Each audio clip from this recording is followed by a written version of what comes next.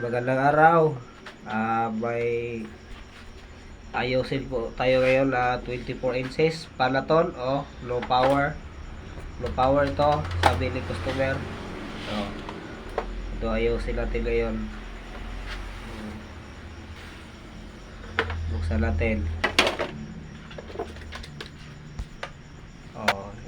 Tanggalin natin yung tornillos bawat gilid. Tapos iangat natin yung LCD. Ayan. Ingatan natin pag angat yan, baka maputol yung mga wire at saka yung MPDS cable. Ayan. Ito yung sira, yung power supply. Ito. Sabog yung fuse. Baka yung regulator na mismo yung na short or ang diode ng bao. Tingnan natin ngayon. Tanggalin muna natin.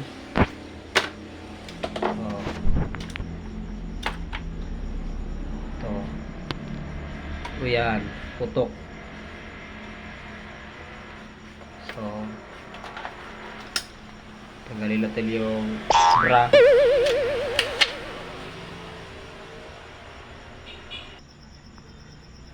Yan, okay. I-tester natin kung ano ang salarin sa pagsabog sa fuse. Okay, gamitin lang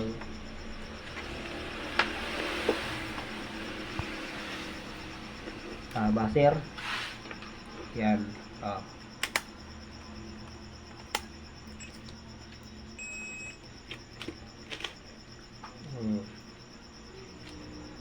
So, yan. Nagsushort. Ugong yung tester. Yan. Okay naman yung diode sa secondary at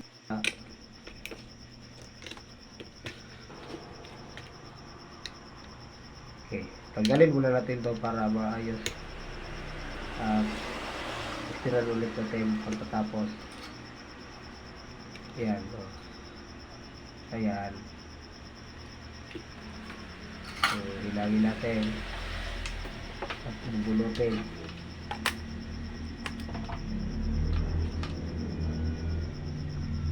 Ayan.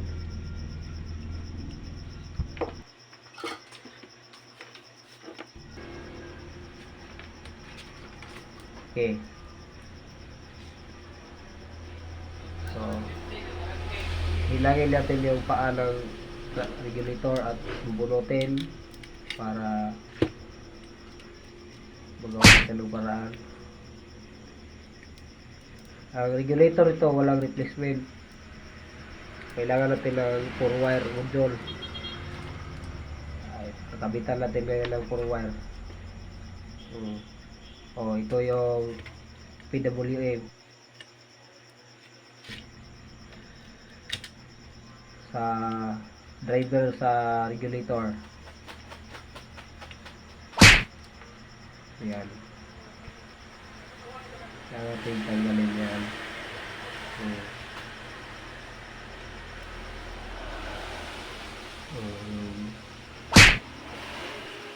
I-solder din natin yung mga paa ng transformer, baka yun lang ang dahilan kung bakit nagpuputok yung regulator.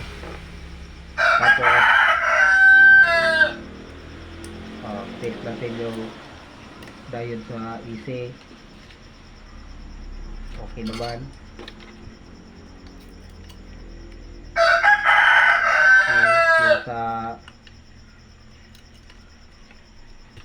Yung fuse, papalitan natin yung fuse kasi putok yung fuse.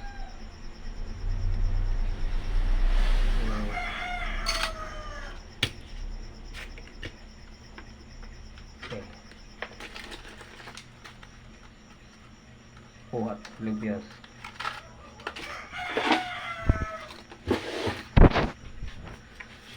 Gamitan natin ito na kakabitan natin ng 4 wire. Ito yung 4 wire kinonvert ko na.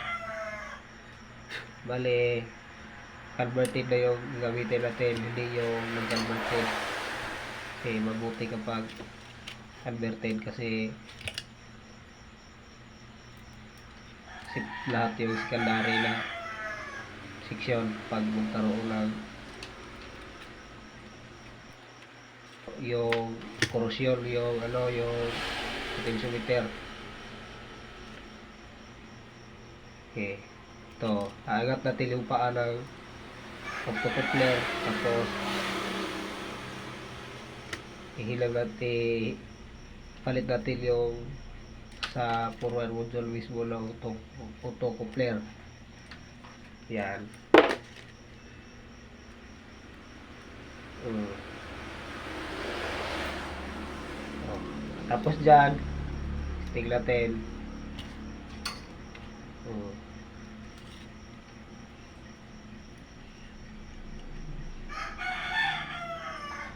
Hindi masulot. Yan.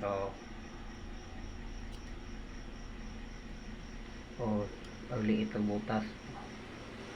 Ito. Yan.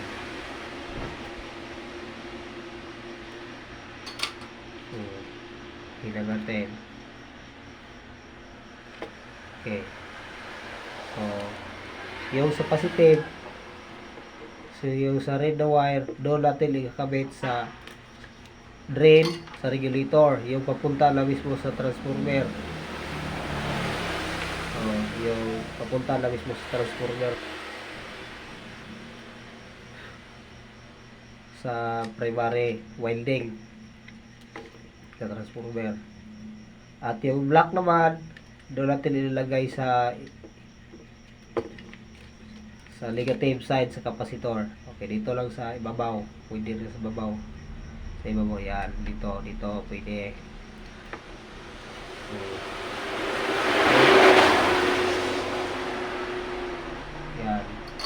Yan.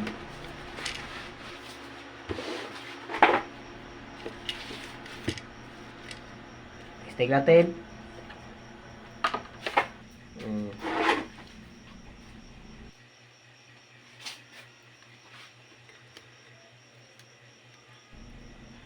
Palitan natin muna ng fuse. Yan. Kasi sabog yung fuse walang punta. Yan, bilang natin. Yan.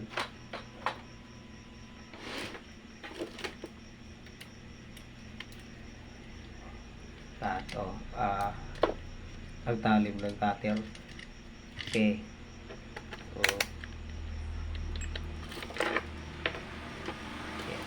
Magdi-DC tayo, voltage check tayo sa secondary. Tika muna sa regulator muna, testira natin pag may short ba yung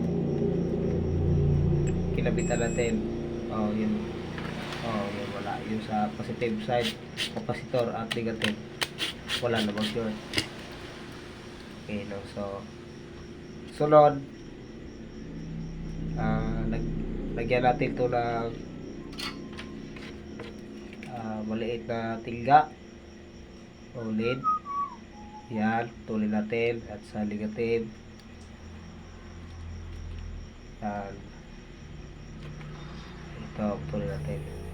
Ito yung negative side at positive side.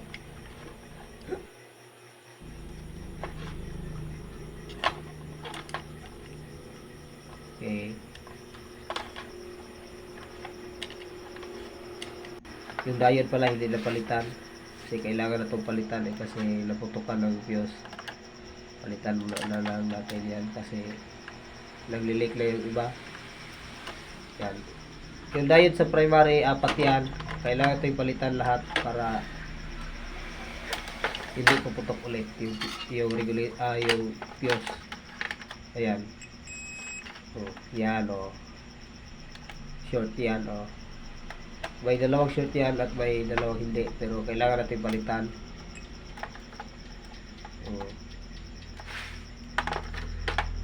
Okay,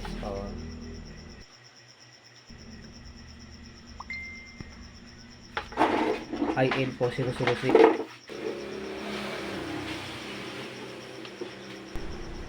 Palitan natin yan at yan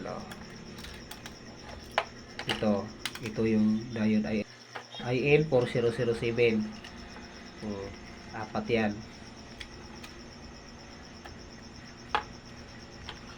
Hmm. Yan na natin yung mga paa lahat yan. Tapos mm, mm, yan. So okay na yung mag voltage check na tayo sa secondary kapag may supply na 12 okay na kapag may 12 try natin. Okay, saksak easy pala ito sa DC. Okay, naka DC na tayo sa tester. Okay, ito may 12 ito okay na to. Tingnan natin, salpak na natin yung mismo board at saka LCD. Yan, oh yan.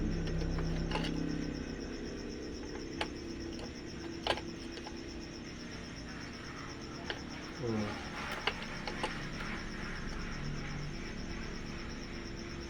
Tika lang, parang may mali. Paano to? Ito kami.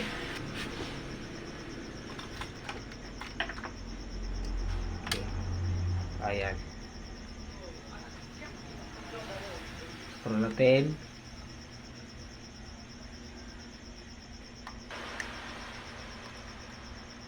Oh.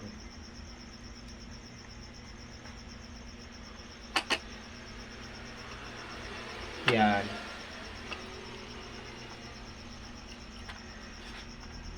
Oh, yan. Okay. Stay natin ipa-power on. Okay.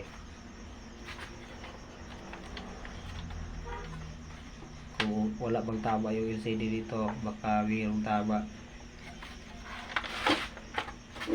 Nako.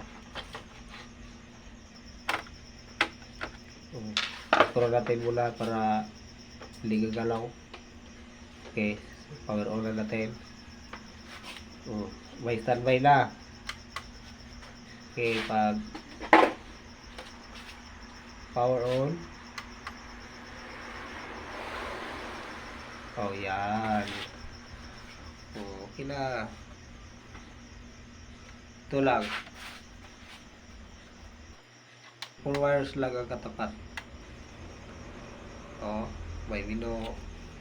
Sa ulit natin yung cover. Yan. Yan. At testing ulit natin pagkatapos.